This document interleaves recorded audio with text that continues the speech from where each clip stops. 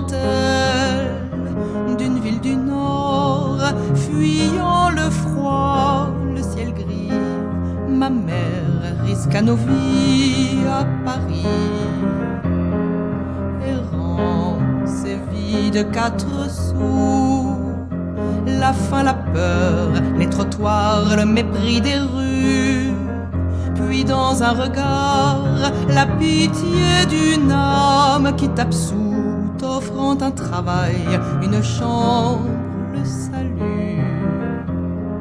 Je revois ma mère, notre chambre en hiver, la rue du Faubourg Poissonnière, ses yeux qui défient Paris comme le Rastignac qu'elle n'avait pas lu. Sa voix durait là, s'enivrer de vengeance. Un jour, ma belle Constance, la dentelle qui m'a usé les yeux, je nous le promets, caressera ta peau nue. Car tu auras l'argent qui fait tourner le monde. À 13 ans, je fis mes premiers pas de danse, le parquet de l'opéra. Corps de ballet, corifes et quadrilles, figurante, chaque rocher la lumière, légère et souriante.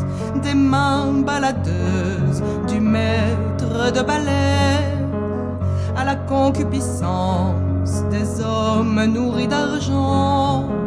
Chaperons ou maquerelles, nos mères négociaient nos virginités, les nuits de nos amants.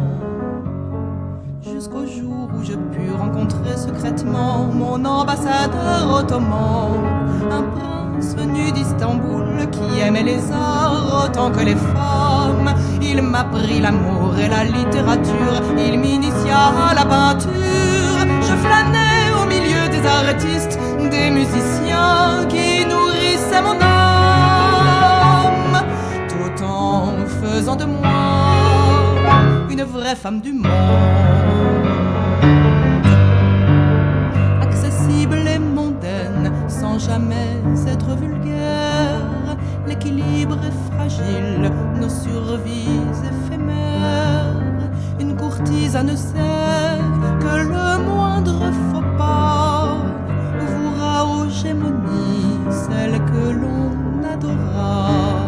Mais Constance régnait des boulevards à l'opéra, des orgies du grand monde aux soirées de gala. Fou d'amour et de mon sexe, mon âme en dispendieux supplia Courbet, le peintre vénéneux, de fixer sur la toile à ma toison adorée ce monde Vénus enchanté, une pauvre image de bordel qui avait soudainement la grâce d'un Titien.